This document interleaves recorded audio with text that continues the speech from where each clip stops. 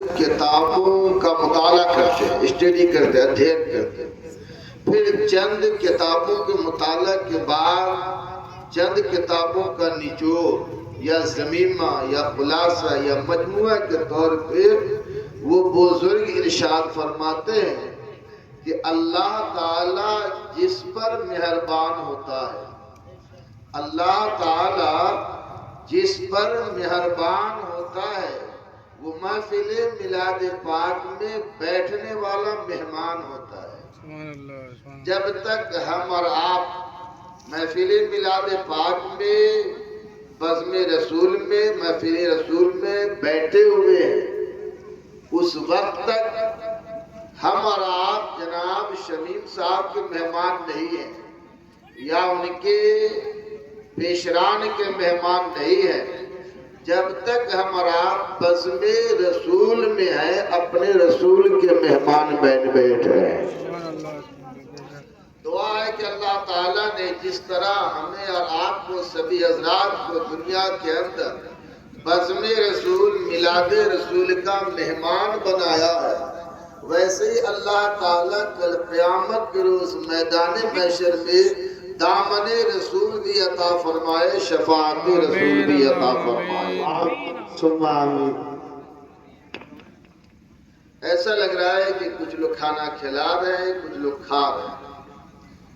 اور افراتفری میں جتنی تقریر ہو نہیں پاتی جا کے نہیں،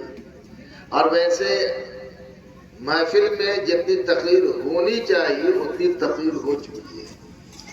مغرب کی نماز کی کچھ ہی دیر کے بعد پاسبان اہل سنت محبوب العلماء حضرت علامہ مولانا حافظ القاری شمیم صاحب قبلہ مدث اللہ النورانی کی تقریر ہوئی ہے، آپ سماعت کر چکے ہیں، جو ہمارے آپ کے شہر لوہردگا کی جامع مسجد کے امام و خطیب ہیں اور مسلک اہل سنت والجماعت کے پاسبان ہیں، نگہبان ہیں۔ اللہ تعالی حضرت کے علم میں، عمل میں، عمر میں برکتیں عطا فرمائے اور تا دیر آپ کا سایہ ہم پر، آپ پر اور تمام لوہردگا کے اہل سنت والجماعت پہ سایہ فگن رہے، آمین اللہم آمین۔ اور ہمارے اور آپ کے ہر دل عزیز حضرت علامہ مولانا اخلاق القادری صاحب جو مدرسہ فیضان رضا کے محتمیم ہیں اور شیخ المدرسین صدر المدرسین ہیں، ان کی بھی تقریر آپ سماعت کر چکے ہیں۔ یہ دیکھیے شاعر اہل سنت حضرت علامہ مولانا عبدالسلام کوثر شفیع صاحب، اب بہت دنوں کے بعد ملاقات ہوئی ہے، نقیب اہل سنت حضرت حافظ القاری سرفراز نازا، جی بہت دنوں کے بعد کیوں ملاقات؟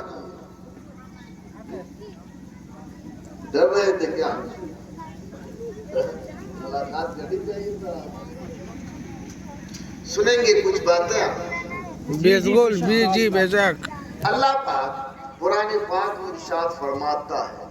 وَأَحْسِنُوا، وَأَحْسِنُوا جس کا ترجمہ ہے اور نیکی کرو۔ اللہ فرماتا ہے اور نیکی کرو، مطلب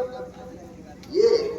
کہ آپ نماز پڑھ کر نیکی حاصل کر لیے لیکن آپ مطمئن نہ ہو جائیں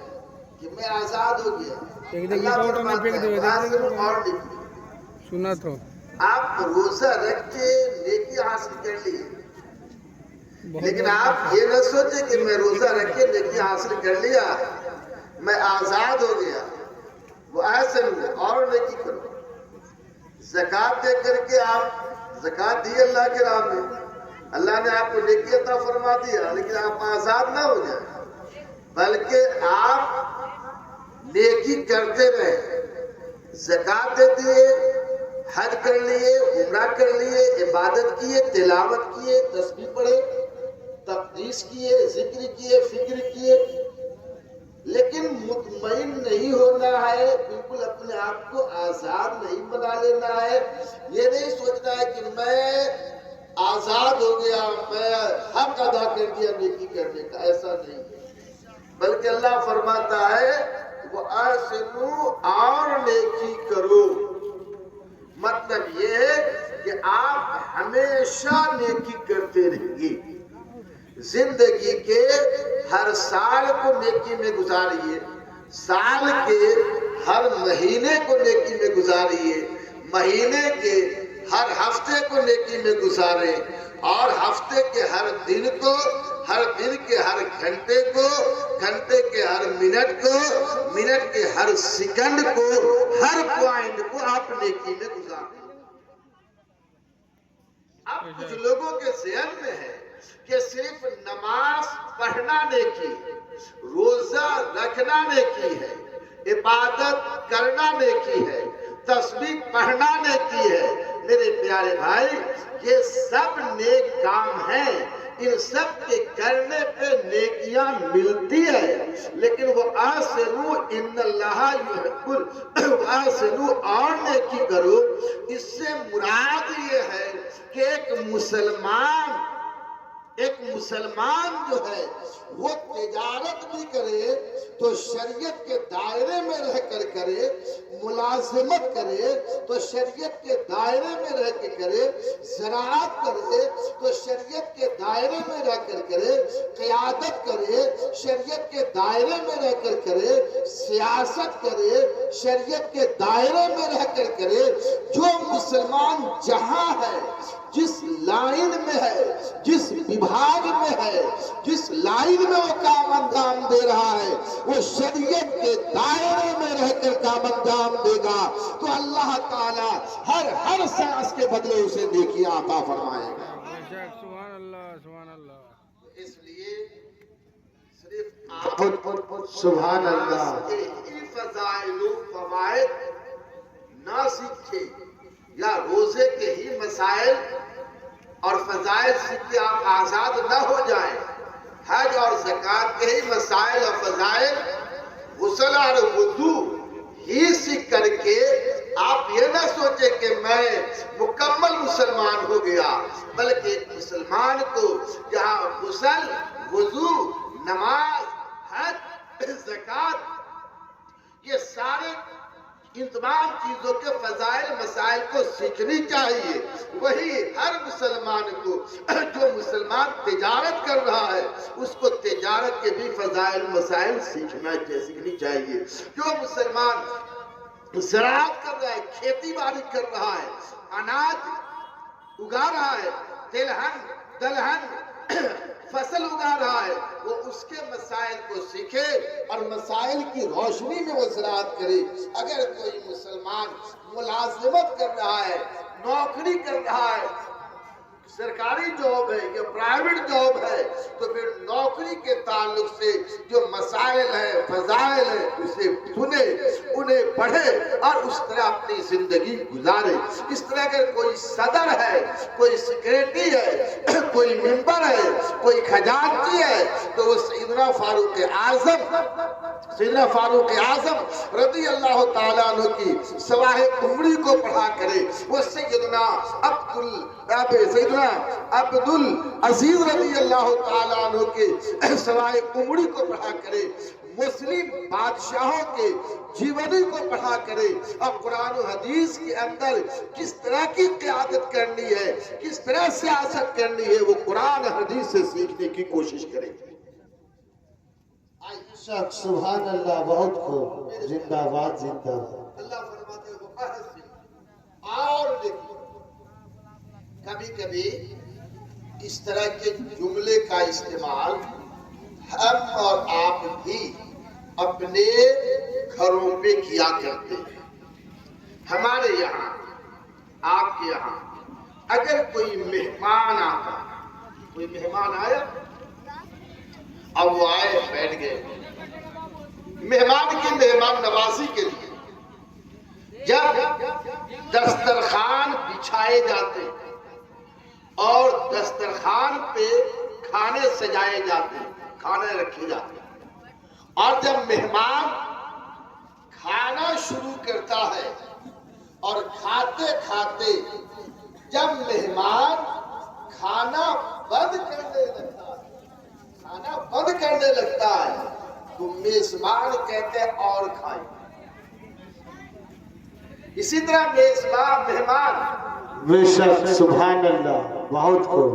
آپ میزبان کے دیے ہوئے مشروبات کو پیتے پیتے جب پینا بند کرنے لگتا ہے تو مہمان کہتے ہیں اور پیجئے۔ ہمارے یہاں کے کوئی مہمان آتا تو اس کی مہمان نوازی میں ہم کہتے ہیں کہ اور کھاؤ، اور پیو، اور بیٹھو، اور ٹھہرو، اور گفت و شنید کرو، اور نشست و برخاست کرو، اور رکو، اور یہاں رہو۔ بے شک سبحان آپ اللہ۔ میزبان سے سوال کیجئے کہ آپ نے کھانا رکھ دیا ہے، پینے والی اشیاء رکھ دیے ہیں، مہمان آیا ہے۔ آج کل ہر کسی کی لائف بیجی لائف ہے، مصروفیات کا زمانہ ہے، کمپیوٹرائز زمانہ ہے، کسی کو فرصت نہیں۔ اب کھانا جب رکھ دیے اور مہمان کھایا، اب کھانا وہ بند کر رہا ہے تو آپ کیوں کہہ رہے ہیں کہ اور کھاؤ؟ میزبان ہوشیار، مہمان ہوشیار، وہ آپ نے پینے کے لیے اسے لسی دیا، پھل کا جوس دیا، شربت دیا، پانی دیا، دودھ دیا، دہی آپ نے دیا، وہ پی لیا، پھر آپ کہتے ہیں کہ اور پیو۔ وہ آیا وقت نکال کر کے، ایک ٹائم رکا، 3 ٹائم رکا، یا 3 دن رکا، وہ جا رہا ہے، پھر آپ اسے کیوں کہتے ہیں کہ اور رکو؟ میرے پیارے بھائی، جب آپ لوہردگا کے کسی میزبان سے پوچھیں گے کہ اے میزبان بتا تو اپنے مہمان کو کیوں کہتا ہے اور کھاؤ، اور پیو، اور رکو، اور ٹھہرو، اور گفت و شنید کرو، اور نشست و برخاست کرو، تو میزبان کہے گا ہم کھانا دے دیے ہیں، پانی دے دیے ہیں، بستر لگا دیے ہیں، اسے گفتگو کر لیے ہیں، ہاں نشست و برخاست اچھے ہوئے ہیں، گفت و شنید ہوئے ہیں، لیکن ہم اور کھانے کے لیے، اور پینے کے لیے، اور ٹھہرنے کے لیے، اور گفت و شنید کرنے کے لیے اس لیے کہتے ہیں کہ اس سے محبت ہوتی ہے اور محبت میں مضبوطی پیدا ہوا کرتی ہے۔ واہ واہ، نعرے تکبیر، نعرے رسالت، پیر طریقت حضور سید نعمان قادری کلامی صاحب قبلہ، نعرے تکبیر، واہ واہ، زندہ۔ فرماتے ہیں کہ تم اپنے مہمان کی مہمان نوازی صرف اچھے قسم کے کھانے سے نہ کرو، اچھے قسم کے پانی سے ہی نہ کرو، اچھے قسم کے بستر سے ہی نہ کرو، اچھے قسم کے فرنیچر سے ہی نہ کرو، اچھے قسم کے پنکھے سے ہی نہ کرو،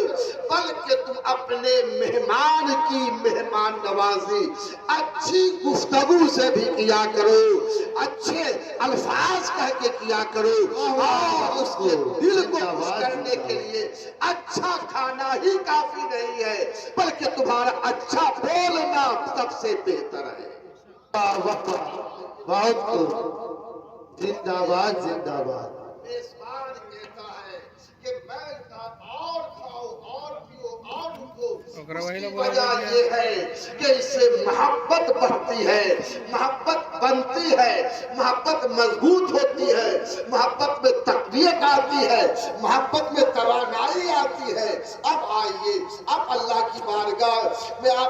آپ قرآن شریف کی آیت کریمہ پہ غور کیجئے، آپ قرآن سے پوچھئے کہ وَآسَنُوا، اے قرآن تو جو مجھے یہ پیغام دے رہا ہے کہ اور نیکی کرو، رات میں بھی نیکی کرو، دن میں بھی نیکی کرو، صبح میں بھی نیکی کرو، شام میں بھی نیکی کرو، راتوں دن نیکی کرو، زندگی کی ہر سانس میں نیکی کرو۔ اے قرآن بتا اگر ہم نیکی پر نیکی کریں گے، ہر لمحہ نیکی کریں گے، ہر وقت نیکی کریں گے، تو اس کا صلہ کیا ملے گا، اس کا ثمرہ کیا ملے گا، اس کا فائدہ کیا ملے گا؟ تو قرآن آپ سے کہے گا ان اللہ یحب المحسنین، بے شک اللہ تعالیٰ نیکی کرنے والوں سے محبت کرتا ہے۔ یاد رکھیے جو بندہ دنیا کے اندر جتنے ہی زیادہ نیکی کرے گا اللہ تعالیٰ اس سے اتنے ہی زیادہ محبت کرے گا۔ واہ واہ بہت خوب، زندہ باد زندہ باد۔ ہماری محبت، اگر میں آپ سے محبت کروں تو ہو سکتا ہے کہ 1-2 منٹ میں آپ کو راحت پہنچاؤں، ساری زندگی پوری لائف کوئی ایسی دعا بھی نہیں ہے کہ میں ان کو سکون پہنچاتا رہوں، سمجھا کہ نہیں؟ اور اگر 1-2 منٹ ہماری دوستی کے ذریعے، ہماری محبت کے ذریعے آپ کو فائدہ پہنچ رہا ہے تو اس میں نعمان کا کمال نہیں ہے، اس میں بھی اللہ کی رحمت ہے، اللہ کا فضل ہے میرے پیارے، اللہ کی رحمت، اللہ کا فضل ہے۔ اب یہ کہہ رہا کہ اگر ایک آدمی دوسرے آدمی سے محبت کرتا ہے تو اس کو 1-2 منٹ فائدہ پہنچا سکتا ہے، 1-2 دن فائدہ پہنچا سکتا ہے، 1-2 ہفتہ فائدہ پہنچا سکتا ہے، 1-2 سال فائدہ پہنچا سکتا ہے، 1-2 عرصہ فائدہ پہنچا سکتا ہے، 10-12 سال 15 سال فائدہ پہنچا